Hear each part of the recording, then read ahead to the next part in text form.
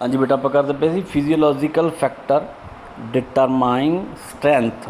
ਇਹਦਾ ਆਪਾਂ ਹੁਣ थर्ड पॉइंट करना बेटा बॉडी वेट। बॉडी वेट की इफैक्ट पाउंदा वा स्ट्रेंथ के उपर। देखो बॉडी वेट डायरैक्टली स्ट्रेंथ नाल कोलरेट हुंदा। एक जनरल रूल के तौर पर बॉडी वेट वधेरे रखने वाले व्यक्ति स्किनी एंड लाइट वेट वाले व्यक्तियों नालों वधेरे स्ट्रेंथ हुंदी है। मतलब कि जिहड़े व्यक्ति दे विच वेट ज़्यादा होगा वो एक पतले ते स्किनी बंदे नालों ज़्यादा उहदे च स्ट्रेंथ हुंदी है। यही कारण है कि ज़्यादा इंडिविजुअल गेम विच वेट दीयां क्लासिस हुंदियां हन। हुण वेखो बेटा क्लासिस किवें हुंदियां, जिवें मान लो फॉर एग्जाम्पल आपां कबड्डी खेडदे हां।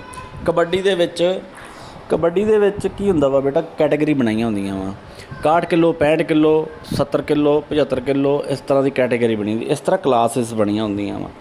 क्योंकि एक इंसान जिहदा वेट बॉडी वेट ज़्यादा वा उहदे च स्ट्रेंथ भी ज़्यादा हुंदी है, इस करके कैटेगरीज बना लेंदे आ।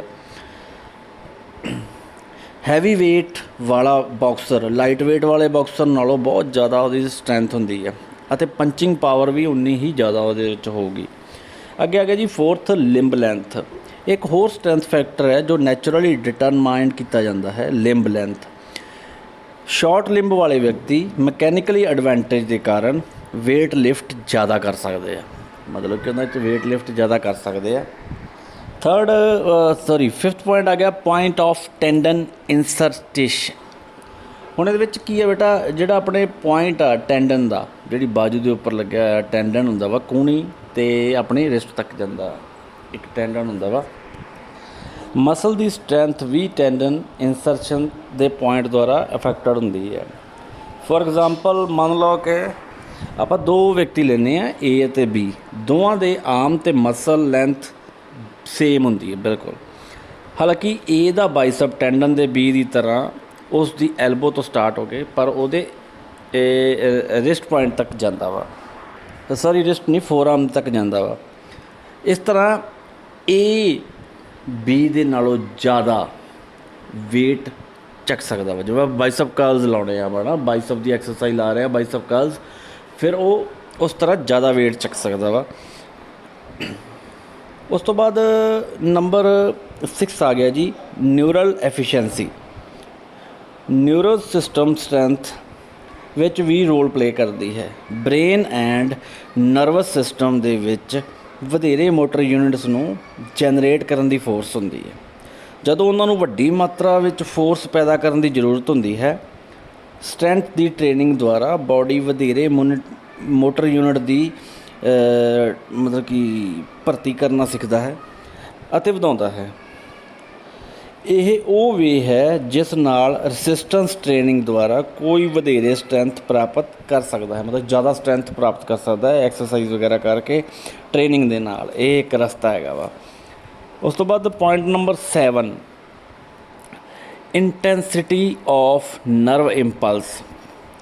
एक मसल दियां कई मोटर यूनिट्स होंदियां। मसल टोटल फोर्स कॉन्ट्रैक्टिंग वालियां मोटर यूनिट ते डिपेंड करता है, नंबर ते डिपेंड करता है। जदों भी सेंट्रल नर्वस सिस्टम तो ये यूनिट नूं स्ट्रोंगर नर्व इंपल्स भेजी जाती है तो muscle force and strength produce करेगी। मतलब कि अपने ब्रेन तो नर्वस सिस्टम तो जो यूनिट से जांदियां स्ट्रोंग नर्व इंपल्स लैके जांदियां तो फिर बॉडी की करती है फोर्स ते स्ट्रेंथ प्रोड्यूस करती है। इस तरह नर्व इंपल्स की इंटेंसिटी स्ट्रेंथ की अमाउंट ते डिटरमाइन करती है। उस तो बाद बेटा नैक्सट आ गया जी लेंथ ऑफ मसल।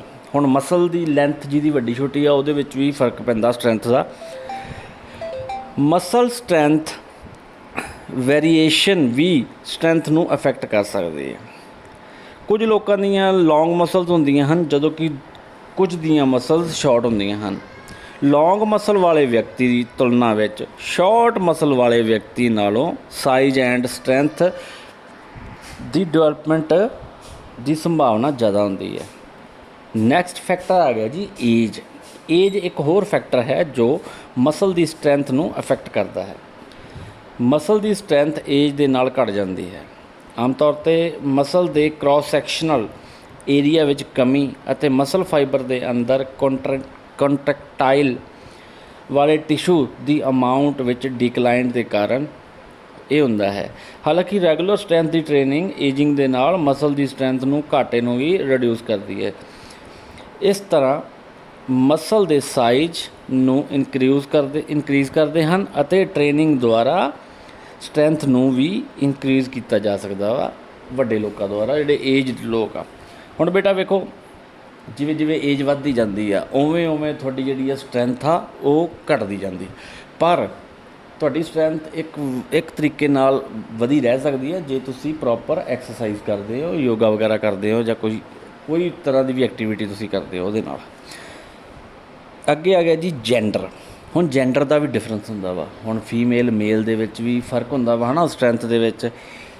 ਜੈਂਡਰ ਸਾਡੀ ਮਸਲ ਕੁਆਲਿਟੀ ਨੂੰ ਅਫੈਕਟ ਕਰਦਾ ਹੈ, ਪਰ ਮਸਲ ਦੀ ਕੁਆਂਟਿਟੀ ਜਾਂ ਕ੍ਰੋਸ ਸੈਕਸ਼ਨਲ ਏਰੀਆ ਨੂੰ ਪ੍ਰਭਾਵਿਤ ਕਰਦਾ ਹੈ। ਟਿਸ਼ੂ ਐਂਡ ਮਸਲ ਫਾਈਬਰ ਦਾ ਮੈਨਸ ਐਂਡ ਵੂਮੈਨਸ ਵਿੱਚ ਵੱਖੋ ਵੱਖਰੀਆਂ ਹੁੰਦੀਆਂ ਹਨ। ਇਸ ਤਰ੍ਹਾਂ ਇਨਡਾਇਰੈਕਟਲੀ ਮਸਲ ਸਟਰੈਂਥ ਨੂੰ ਅਫੈਕਟ ਕਰਦੇ ਹਨ।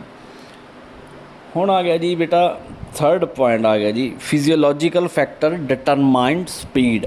ਹੁਣ ਆਪਾਂ ਸਪੀਡ ਬਾਰੇ ਕਰਨਾ।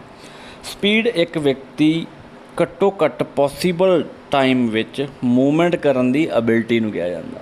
ਕੋਈ ਵੀ ਡੈਫੀਨੇਸ਼ਨ ਤੁਹਾਡੇ ਤੋਂ ਪੁੱਛੇ ਸਪੀਡ ਦੀ ਕੀ ਆ, ਵੀ ਇੱਕ ਵਿਅਕਤੀ ਦੁਆਰਾ ਮਿਨੀਮਮ ਟਾਈਮ ਵਿੱਚ ਪੋਸੀਬਲ ਟਾਈਮ ਵਿੱਚ ਮੂਵਮੈਂਟ ਕਰਨ ਦੀ ਐਬਿਲਿਟੀ ਨੂੰ ਸਪੀਡ ਕਿਹਾ ਜਾਂਦਾ। ਸਪੀਡ ਦੇ 3 ਪਾਰਟ ਹੁੰਦੇ ਆ, reaction time, acceleration speed and speed of movement. ਇਹ ਫਿਜ਼ੀਓਲੋਜੀਕਲ ਫੈਕਟਰਸ 'ਤੇ ਇਹ ਡਿਟਰਮਾਈਨ ਕਰਦੇ ਆ। ਇਹਦੇ ਹੇਠ ਲਿਖੇ ਜਿਹੜੇ ਆਪਾਂ ਤੁਹਾਨੂੰ ਪੁਆਇੰਟ ਦੱਸਾਂਗੇ ਉਹਦੇ ਹਿਸਾਬ ਨਾਲ। ਪਹਿਲਾ ਹੈਗਾ ਜੀ mobility of the nervous system.